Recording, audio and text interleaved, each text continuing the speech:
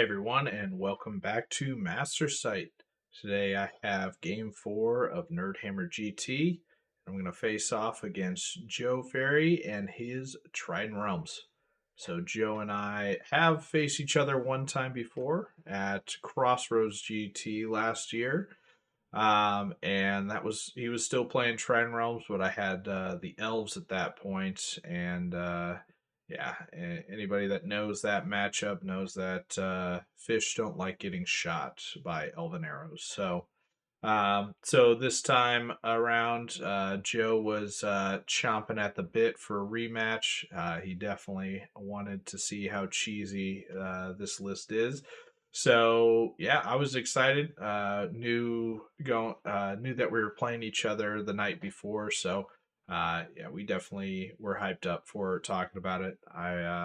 Yeah, Joe's a fun guy, and I was really glad to be able to play him again. And it's been a while, so. Let's go ahead, take a look at Joe's list, and we'll hop into the game.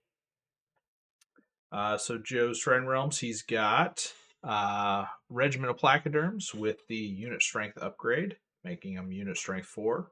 He has a Horde of Gigas. He has 2 Hordes of Dam Busters, one with Poison Frogs and Headstrong, the other with Fury. He has 2 River Guard Arbalists, which I think are amazing pieces.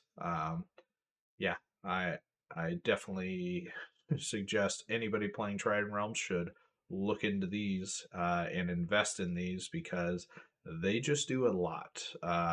And 110 points is a decent price, but they can beat chaff. They have good shooting. They actually have good combat, and people will give them flanks, and they are flying, and they are strider, and they are nimble. Like they're just all around exceptional pieces to utilize. So 2 of those guys, great choice. He does have a Coral Giant with Brutal. He has a River Guard Sentinel. He took the Siren, which got buffed, so it can cast all of its spells, which it has 4 of here, and it gained Inspiring as well, all in a package of 100 points. Now, granted, some of these spells aren't the best spells, but in the package, it's one of those where you're looking and you're like, Hex is good, in the right situations. Weakness is excellent, especially when you have some defense 6 in the army. And when you have Ensnare, it's just good in Trident Realms because you're already reducing the amount of damage that your opponent normally does in one way or the other. And then Mind Fog's okay, but you have some shooting to combo with it at this point. And Enthrall is maybe the loser out of the bunch just because you don't have a whole lot of synergy with it, but it's still not bad. And we'll see Joe actually used it really well in this game. So yeah, I think Siren is a great choice when it comes to a non-scoring spellcaster. Um, I think Trident Realms have one of the best options now, so very good. He then took the Trident King, which also got buffed. Got reduced in points inherently, and then has one of 3 Living Legend upgrades that it can take, which effectively are just a buff or bonus for the army, and depending on what unit types you're taking. Yeah, the one he took is the Rally 2 for Dam Busters. So Dam Busters that he had here are not a 15-17 defense 5, they're a 17-19 defense 5.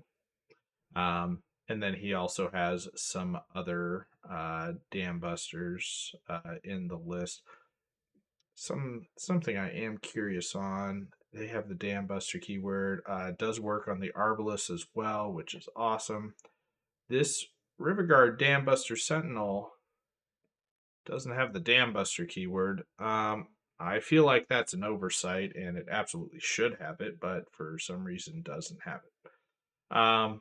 But either way, the Riverguard Sentinel Pond Warden upgrade, yet again, just another great addition to the army. Great just a great buff. So the Pond Warden upgrade bumps up the nerve by 1 to a 13-15, and it gives it Iron Resolve. So this guy is exceptional at 145. He is quite a steal, I think. And then Joe took the formation. So 2 River Guard troops, and yeah, and then it comes with the stealthy Dam Busters. So just good all around list. I think all 3 of those units have 1 additional nerve than they normally would.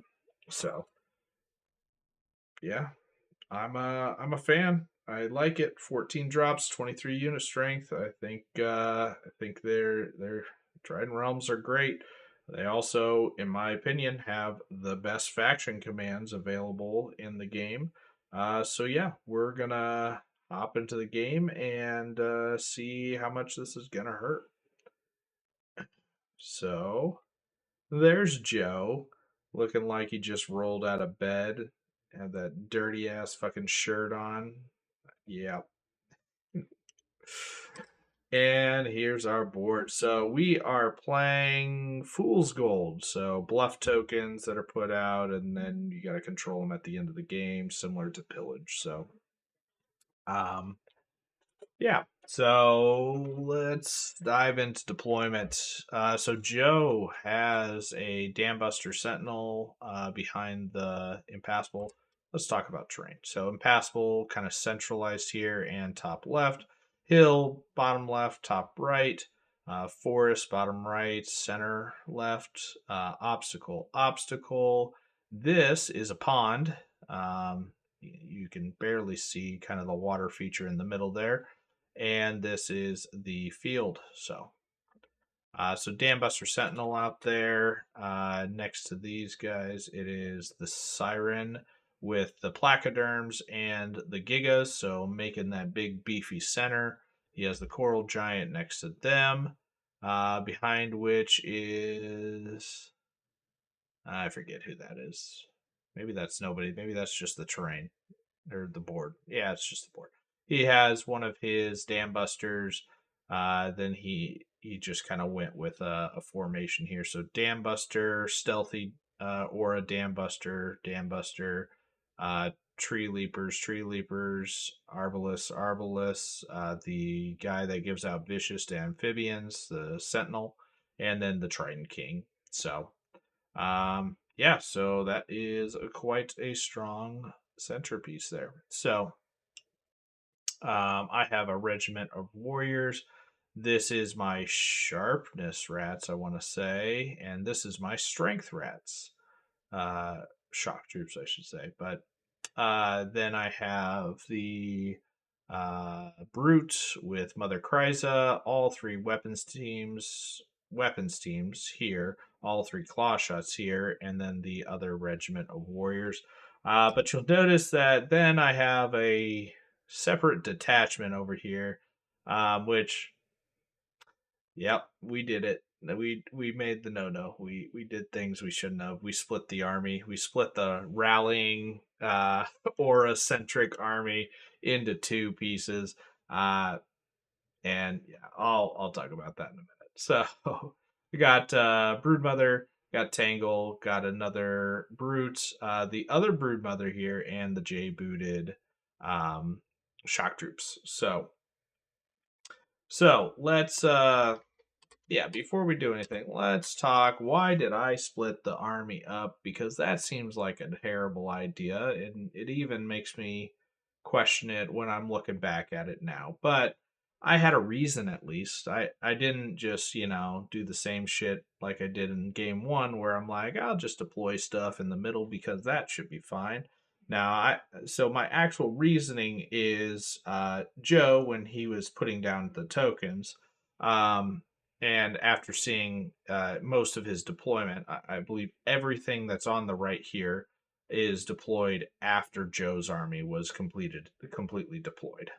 So seeing as he, looking at the tokens, where are they, right? So he placed a token here, here, here, here, and here. So, those are the 5 tokens he plays. 2 of those are worth 0, 2 of them are worth 1 of them's worth 2. And my tokens, which, we're all playing in my perspective, my point of view, are here, here, here, here, and somewhere way the fuck back. There it is, back there. That one doesn't matter though. So my points are, this is my 2-pointer, 1 point, 1 point. So 0, 0. So my original idea was, oh, I want to use this building. I only want to play on this half of the board, and we'll call it that good. But I realized I can't actually accomplish that. I can't do it because after I deployed all of these things and he's down with everything, I realized that I I kind of have to overcommit now over here and just hide behind the forest because I'm expecting like these 3 tokens, which were the first 3 that he placed. I'm expecting these 3 tokens to be uh the pointed tokens, and I'm expecting this token and this token to probably be worth nothing because of how he deployed, right? Like it just doesn't make sense to me with his deployment that he would be expecting to push up and get this or this, right? Like this one in my mind, that one's absolutely a 0. This one could not be. Maybe this one's a 0 back here, and maybe he did 1, 2, 3. But either way, I think looking at it like this one's worth 2 is my guess. Maybe this one, but this one's worth 2, right?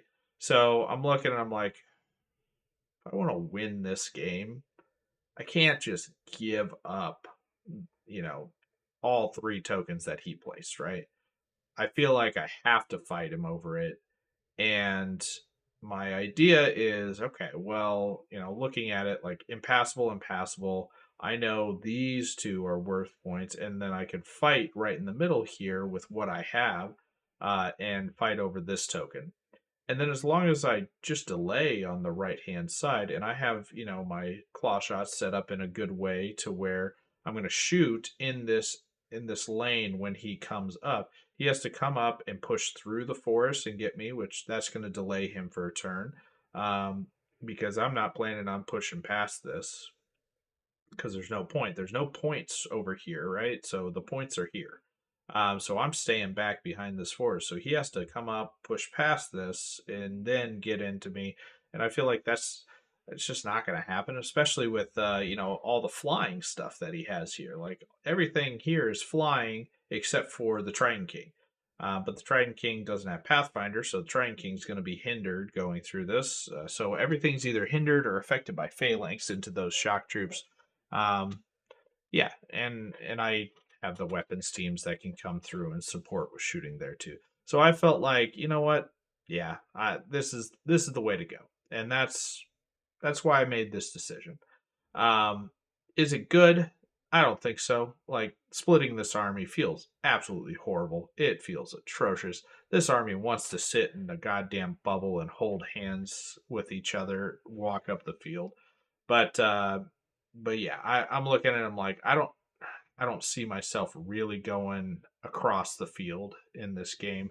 Like I'm gonna make a wall with shock troops here, and then I'm gonna let the rat, the maybe brute, and maybe the regiments of rats go over here for those tokens. That's my goal. Um, so yeah, that's what I'm thinking at this point. Is it good? I I don't know. It felt better than the alternative, which is put the last horde over here, which means that it's not going to fight anything because there's nothing out here, and it's going to take it 4 or 5 turns to get over into the center where it matters. Um, and yeah, I just felt like that was a complete waste. So yeah. Anyway, I'm done talking, trying to justify why I did what I did. It doesn't feel good, but it happened. Uh, I also didn't take pictures for like the first 2 turns of the game. So here we are. Basically, I got first turn. My claw shots did great because his coral giant's trying to hide in a pond, but it doesn't actually get cover from the pond. And he's not an amphibian, so he doesn't get the stealthy ores. So I'm shooting the height 6 Titan because that's what you do. and yeah, put a decent amount of wounds on it turn one. Uh, but you'll notice this horde of shock troops is an awful ways away from home, isn't it? Yeah, so because it moved up, and it was even with this horde of shock troops, but then the siren enthralled it an additional 5 or 6 inches forward, pulling me just completely out of position. And I'm like, well, that's just awful. And, Joe was good with the setup and setup where, like, I'm not going to break a defense 6 unit on the charge, even with the Brewer's Strength unit that I have here. Um, and I think I might have been hindered even if I charged the placoderms, which was my only legal charge. The thunderous charge or order that I have doesn't work because they have phalanx. So what I ended up doing is I had to put Mother Kryza into the placoderms in order to prevent a flank charge and then reposition like so. Realistically, looking at it now, I probably should have just left. I probably shouldn't have even charged with Mother Cries. I just should have angled better to where I was, the uh, front of my unit, kept everything of his in the front, and I probably should have just sat there and popped plague pots and allowed for the other unit to kind of come up and support me better. Um, Anyway, so this is my turn, and yeah, this is kind of how the movements all coming together here. So I think I ended up making a change here. This is a picture kind of partway through movement, but I decided to make a change, I'm pretty sure, with this unit. Let's see. Yeah, so again, my plan was delay over here, push forward on the left. Yeah, I did make that change. So the regiment was sitting right in front of these guys here, and I had pivoted him and turned to the right. But then I looked and I realized that's just going to help him. He can charge that regiment, and it's not going to do anything. What I'd rather have it do is collect those tokens at the end of the game that I had placed over here. So I'm going to stick to the game plan. So this regiment turned, walked this way. This regiment's just playing kind of a zone defense with the frog that's over here. These guys are keeping him in the front as well for now. Otherwise, I think I would have been at a much more extreme angle to contest over here. Yeah. So then our shooting went off. We had 2 good turns of shooting. We shot a coral giant both times. I'm spending my command dice on re-rolling to hit, re-roll to wound on one of each of these claw shots. So we, effectively over 2 turns, instead of 30 attacks, it's really 32 attacks with the 2 re-rolls to hit, and then with 2 re-rolls to wound. So on average, we should be getting, 16 hits and roughly, what is that? It's like 10 wounds. So like roughly 12 wounds after the re-rolls and whatnot.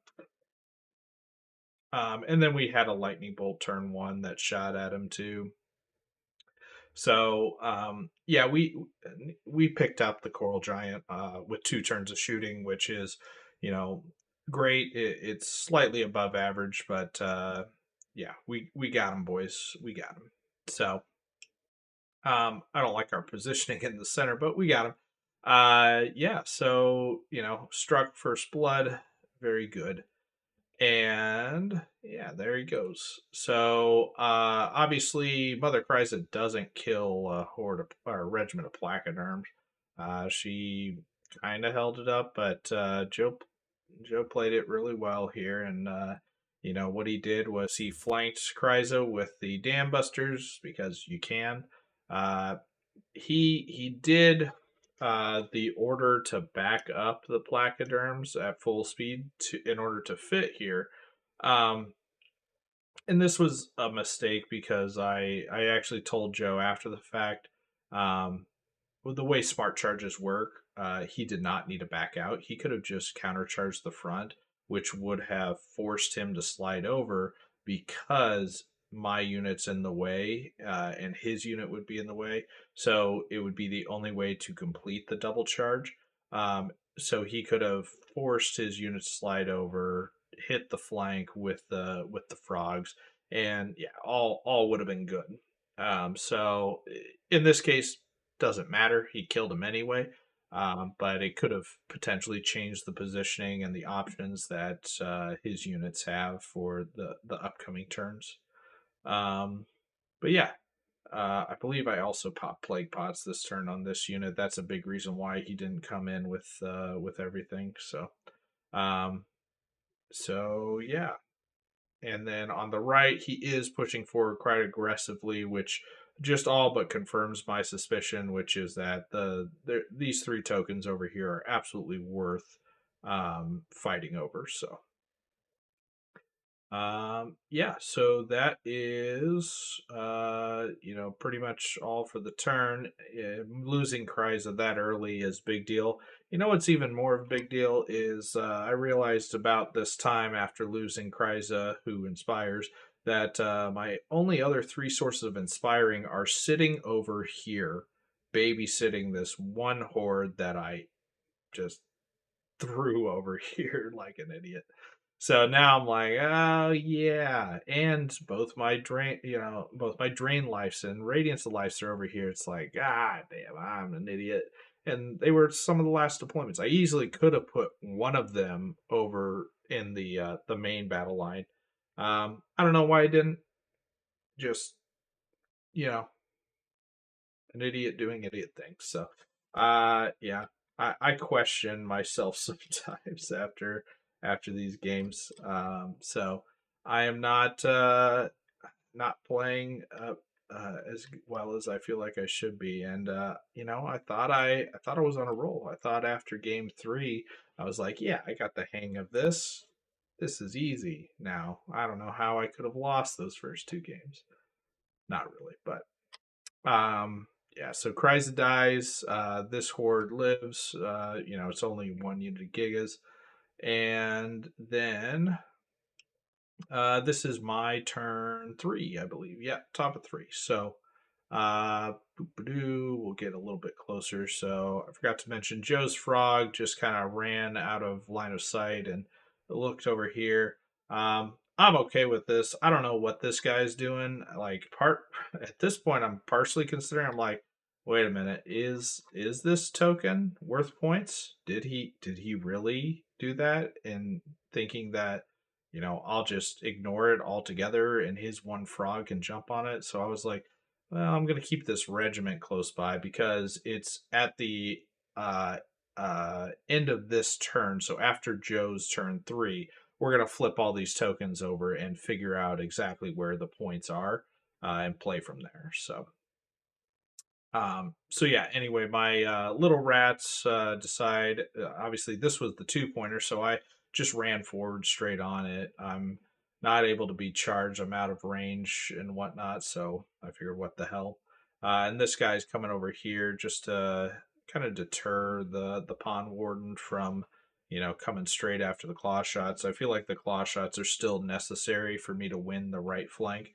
I need another two. At least 2 turns, maybe 3 turns of shooting out of them to be able to complete that. So, but yeah, holding up in the middle, I got 2 hordes still that are fairly fresh. This one's down to 5 wounds after I ran this brood mother over. And I'm actually inspired now, but the issue is that I have a flank fucking exposed, and there's nothing I can do to stop that. Um, yeah, I was partially considering, do I just, withdraw from this combat and back up? But Gigas are nimble, and I didn't really want to give him the lane to come down the board and get past these guys. So yeah, it's not pretty. It's just not pretty. I don't want to be here. I feel like this was extremely bad. And again, this goes back to the turn 2 after Joe had enthralled me. I just pivoted way too much. I just needed to pivot to keep everything in the front. I needed to keep Mother Kryza protected for that turn at least, and just use her to grind away while we're sitting in the front of each other. Just exposing flanks was an idiot move for sure. So back here, I decide to sidestep so that way I can get a little bit more line of sight with the horde. It also protects out the tangle here and allows me to shoot. So shooting wise, there was a troop of frogs here that I shot off. And then the rest of my shots went heavily into the Trident King, and you'll see he's up to 9 wounds. Now I didn't waver him, which it is what it is. But 9 wound Trident King, he does have regen, but him getting shot off the board is more likely than me fighting and killing him. So yeah, I'm pretty happy with that outcome so far. Pretty good dice for me at this point. So, and there goes that troop that was there. And this is after Joe's turn. So as you can see, that horde did not kill Gigas. Go figure. Because again, my support pieces are all in the bottom right, like an idiot. It'd be great if I had a Bane Chant to maybe help him out, but no, that wasn't gonna do enough anyway. I think he's only at like 4 or 5 wounds, something like that. So yeah, it was. It's just one of those where it's like I'm regretting half of half of the decisions I've made up to this point in the game. But yeah, so Joe murdered that unit. He did charge in to hold up this horde. And then this Pond Warden is just kind of derping around looking at stuff, not even really threatening the things that matter, like this horde of shock troops, I feel like, or these claw shots. He's over there doing stuff, but let him be. He can stay over there. And then he pushed forward a little bit more aggressively with everything here. He did each the individual and Trident King charged a weapons team and then overran into this position here. The big news of this is that his Trident King only regen 1 wound, so he's at 8 instead of 9, which is a big deal. He is doomed at this point. I should be able to shoot him off. So definitely happy about that. Another reason why the Trident King was the target of choice is because everything else over on that battle flank was affected by the stealthy aura. So I was either stealthy and cover or shooting at just cover. So yeah, so he killed those, he killed that, and now my turn. So turn 4, so end of turn 3, beginning of turn 4, however you want to look at it, we flip over the tokens. And I was a little bit surprised. Like I said, there was a 1, 2, 3. I thought all 3 of those were going to be worth points. But what actually happened was this one here was worth a point, this one's worth 2, and this one over here on the bottom right was worth 1. So the one in the forest over here, which I thought was in a really ideal position for Trident Realms to capture and fight over against me, that one was not scoring points. So yeah, I think for Joe, I would have rather see this not be a point and keep it there, but it is what it is. And then I flipped over, I got my 1, my 2, and there's one that's worth a point that's over here somewhere, like under the frogs or something. So, yeah, it's, with these points here and with the shooting, doing the work that it's done so far, I think we're in a decent spot, but yeah, the center, up here is not going as I'd hope. So we will see exactly how it works out. So turn 4. So I maneuver a little bit over here, just move forward. If that Pond Warden wants to charge me, I mean, it he'll probably kill me, but we're halfway through the game, and I'm fine if we just sit there and fight each other for 2 or 3 turns. I don't need that second regiment to capture the tokens. I just don't want that Pond Warden to.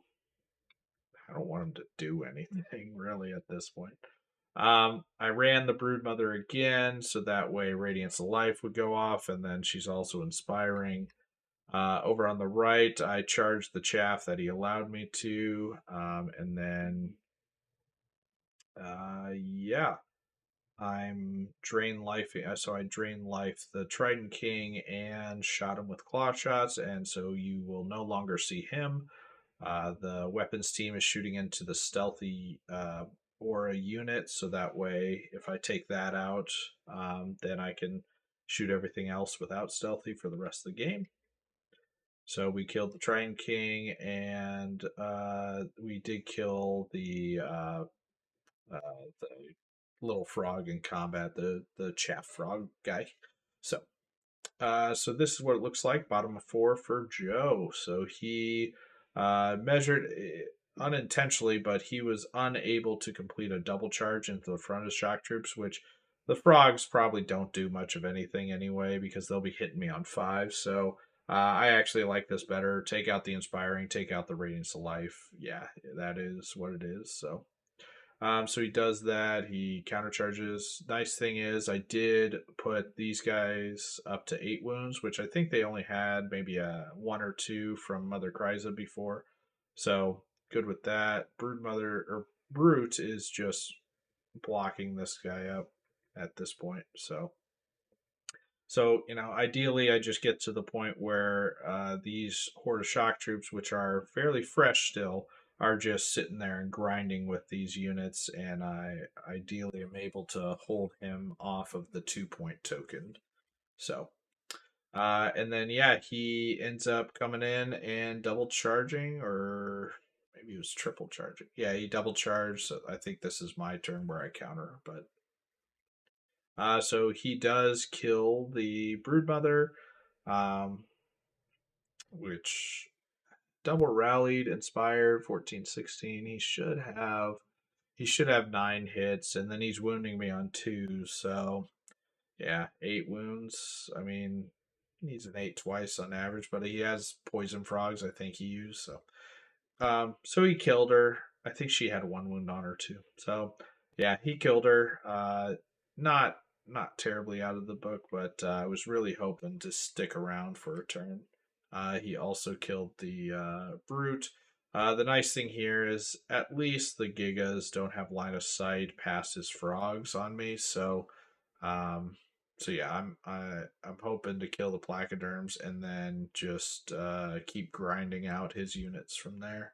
He does kill this brute over here, which I was a little surprised by because I was rallied. So it was a 12-14, and yeah, so good for him. That brute deserved to die. It only did 1 wound, didn't waver you.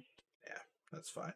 So also, something I should mention: his individual down here has ganked a claw shot unit, so he is caught wrecking havoc down here at least, which is annoying. But at this point, we're kind of engaged. I think this is my last turn of good shooting with the claw shots, and there's really no token. Well, there's one token kind of in range here.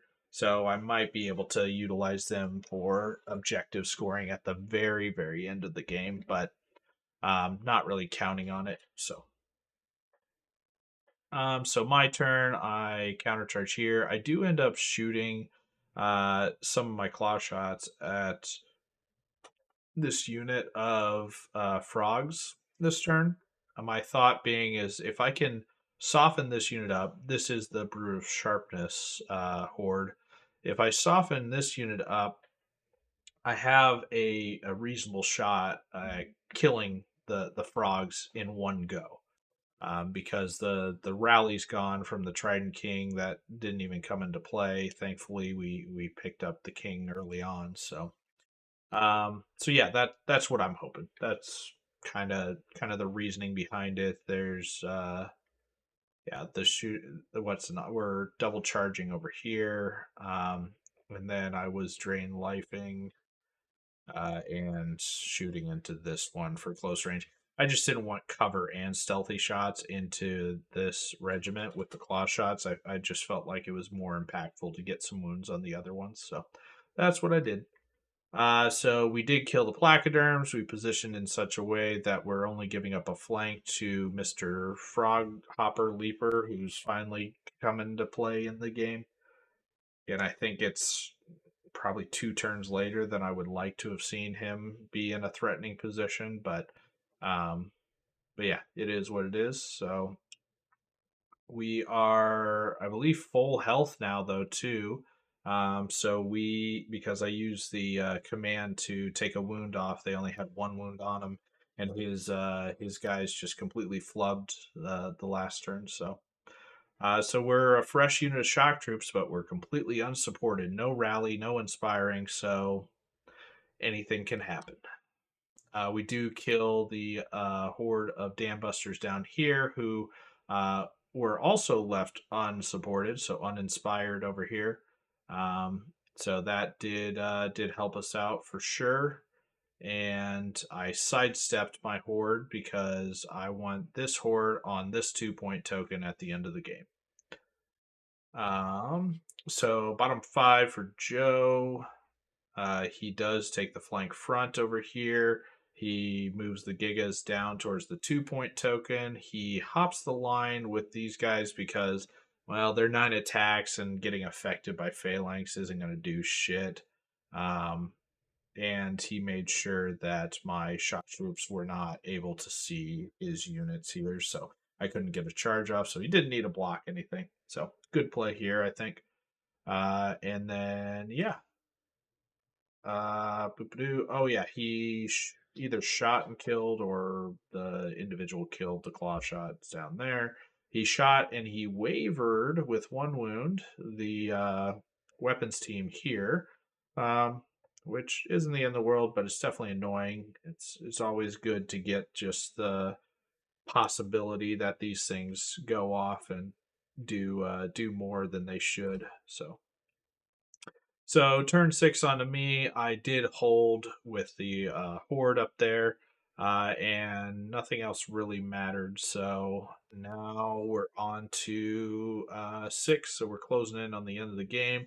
I did just move these guys. There's no reason countercharging as individuals, so I just moved them. I don't know if I'm going to be in range or if there's something I could potentially charge to get up there or over here. I just felt like moving was the best option. Anyway, I did take do a flank charge on the Warden with the hindered regiment, and then countercharge the front, which we had a second turn of shooting on these frogs the turn before, so they're actually up to 6 wounds. So this should be a much more reasonable kill for one shot. Speaking of kills, though, where the hell did those Gigas go? You know where they went? They had like 5 wounds on them, and then I only did a drain life because that guy was wavered, which I spent the dice to ignore a waiver so that I could get them out of the way, and get onto the 2 point token. Now they can't shoot or anything, but they ignored the waiver and moved up here. So my drain life was the only shooting that went into the Gigas. I was in the flank. I did like 2 wounds, so brought him up to 6, and I think I rolled an 11 twice. So my early tournament bad karma, getting 11s twice, just came back to me. Or maybe no, I needed a 10s twice, but either way, I got it. And it's just like that shouldn't have happened at all, but I'll take it. So now I'm in a very good position where this horde is, only on 4 wounds. Nothing's really threatening it. I'm gonna fireball back here, and this unit's in cover, but they're a fairly low nerve and a troop, so it was shattering in the fireball. They already had some wounds on them. I should be able to waver them or pick them up, and then Tangle's looking at jumping on this token over here. Yeah, I'm liking my position because I should also kill this horde and everything. So uh, yeah, that's kind of what we're looking at. What the issue is that should and could, and we were really good on one nerve and then not so good on another. So what ended up happening is, well, we did kill these guys, which is arguably more important. So I'm holding this 1 point token. I have this 2 point token, and at this point there is nothing that can be done to prevent me from scoring those three, at least on this turn. I lied. I'm looking. I'll cover that. Um, but I did not waver the troop. And that's an awful lot. That's 36 attacks in the rear, hitting on fours, wounding on threes.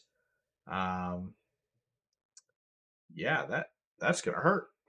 So you know, um, maybe we do die to that. Ooh, one thing I'm very thankful for is that this little individual is all the way over here. If he could get in, that would be huge for him. Not only the 5 attacks, but then also providing vicious for the troop. So it's not over. It's definitely not over. And look, there's the rear charge that we were seeing from a mile away. Just couldn't stop.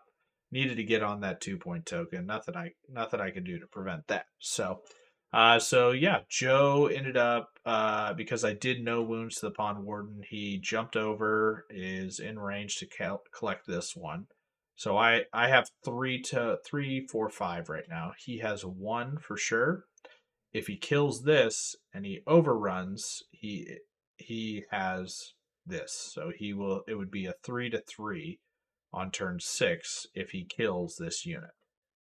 Um and then turn 7, I have the Tangle that should be able to get over here, but we'll see what happens on turn 7. So um I'm I was also looking at this just now and realizing that um I'll go back here. So, realizing that one thing that Joe could have done is he could have used the enthrall from his character to pull my rat horde backwards and off the 1 point token.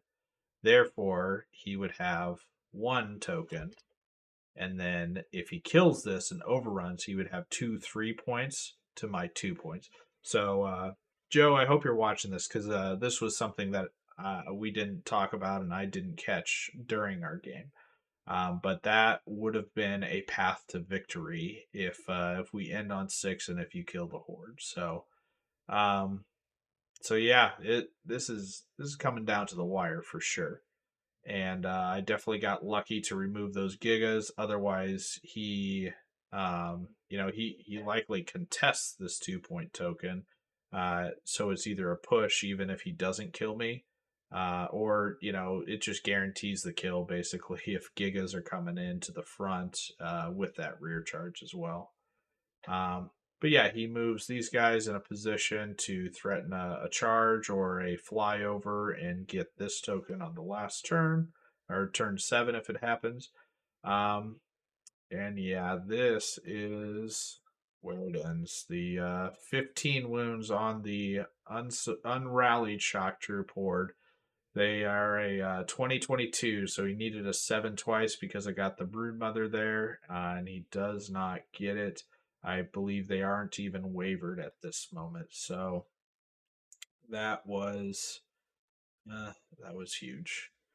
And he does finish off the claw shots, and this is where the game ends. So yeah, the with or the enthrall play on the other shock troop horde wouldn't have mattered in the end. It would have been one less victory point for me, but um, man, it was a fucking close game. I had a lot of things that I played poorly, mistakes.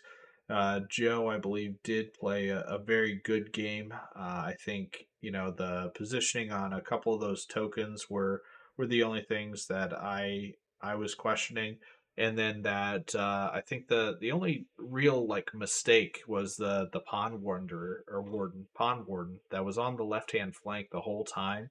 I just felt like he wasn't actually threatening anything important, or I feel like you could have done something more with him. And if he was in the game a little bit earlier, being more impactful, you might have been able to break through and get the token over here, or maybe even something could have changed.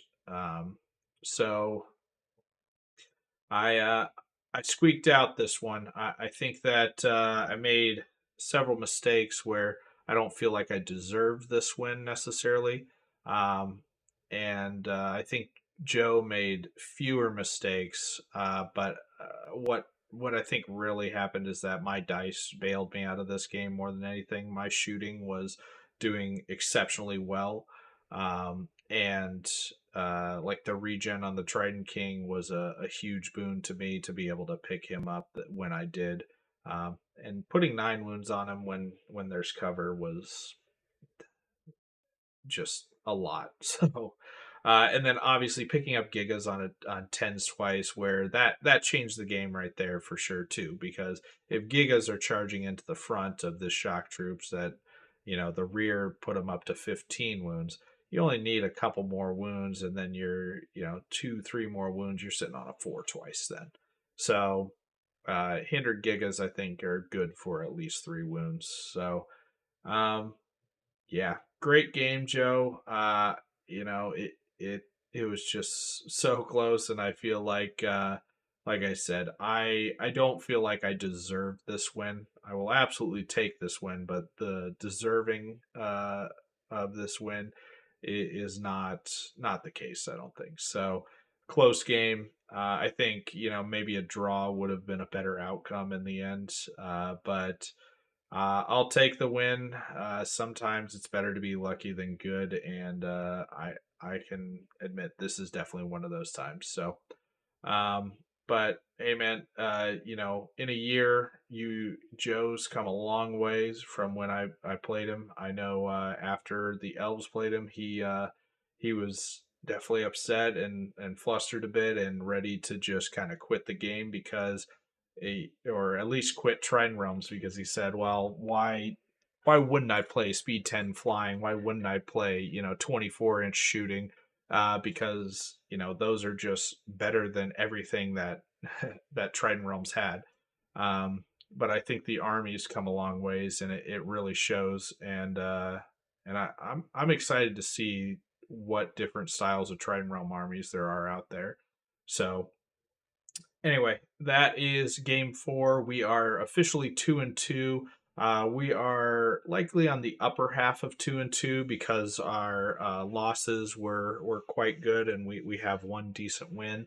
So yeah, on the final game we'll be playing, I think, on table 6 if I'm not mistaken. So yeah, we've come up a long ways from that, and yeah, come check out Game 5 because, like I said, Trident Realms are very interesting and they have a lot of unique ways to play. And well, we'll see how somebody else plays Trident Realms in Game 5. So I appreciate everybody here for watching, and I will catch you on Game 5.